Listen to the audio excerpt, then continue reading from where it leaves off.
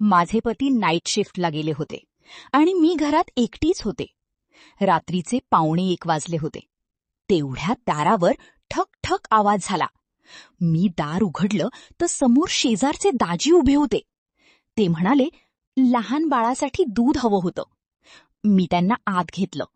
तेवढ्यात दाजींनी थेट मुख्य दरवाजा आतून लॉक केला आणि अंधाऱ्या हॉलमध्ये मला भिंतीशी खेचून माझ्या ओठांचा ताबा घेतला. त्या रात्री दाजींनी माझ्यासोबत जो आक्रमक रोमांस केला ना, त्याने माझं संपूर्ण शरीर शहारून गेलं.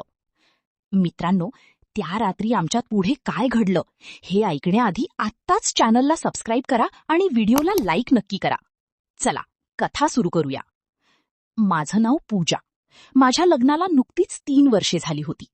माझे पती एका प्रायव्हेट कंपनीत कामाला असल्यामुळे त्यांची आठवड्यातून 3 दिवस नाईट शिफ्ट असायची. त्या दिवशी रात्रीसुद्धा ते कामावर गेले होते आणि मी घरात पूर्णपणे एकटीच होते. रात्रीचे 1:45 वाजले होते. मी अंगात पातळ नाईटी घालून बेडरूममध्ये टीव्ही पाहत होते. तेवढ्यात मुख्य दारावर हलकीशी ठकठक झाली. मी घाबरून दाराजवळ गेले आणि हॉलची लाईट न लावताच हळूच दार उघडलं. समोर आमच्या शेजारी राहणारे दाजी उभे होते.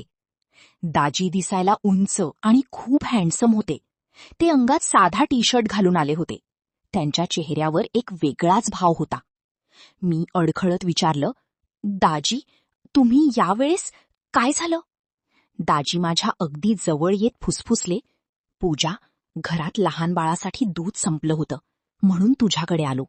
त्रास दिला त्याबद्दल सॉरी. मी म्हणाले, अहो, यात सॉरी काय? या आत, मी किचनमधून आणून देते. मी मागे वळून किचनकडे जाणार तोच दाजी आत आले आणि त्यांनी एका झटक्यात मुख्य दरवाजा आतून लॉक केला. कटक असा दरवाजाचा आवाज होताच मी मागे फिरले. हॉलमध्ये डीम नाईट लॅम्पचा लाल प्रकाश पसरला होता. दाजींच्या अंगावरच्या परफ्यूमचा सुवास माझ्या नाकात भरला.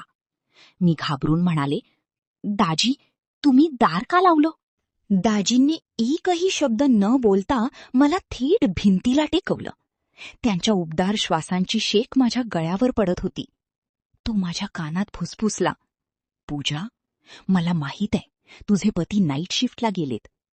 कित्येक दिवसांपासून मी तुझ्या या रूपावर नजर ठेवून होतो. दाजींनी हळूच त्यांचा हात माझ्या कमरेवर ठेवला आणि मला त्यांच्या शरीराशी घट्ट खेचून घेतलं. माझ्या तोंडातून बारीक हुंदका बाहेर पडला. दाजींनी त्यांची मान खाली झुकवली आणि त्यांच्या गरम आक्रमक ओठांनी थेट माझ्या ओठांचा ताबा घेतला. तो किस इतका प्रदीर्घ आणि वेडावणारा होता की माझ्या पायातली ताकदच निघून गेली. दाजींची बोटं माझ्या केसात रुतली होती आणि त्यांचा दुसरा हात हळूच माझ्या नाईटीवरून खाली घसरत होता. त्या अंधाऱ्या हॉलमध्ये दरवाजा लॉक केल्यानंतर दाजींनी पुढे काय केलं? आम्ही सर्व मर्यादा ओलांडून त्या रोमॅन्समध्ये वाहून गेलो का?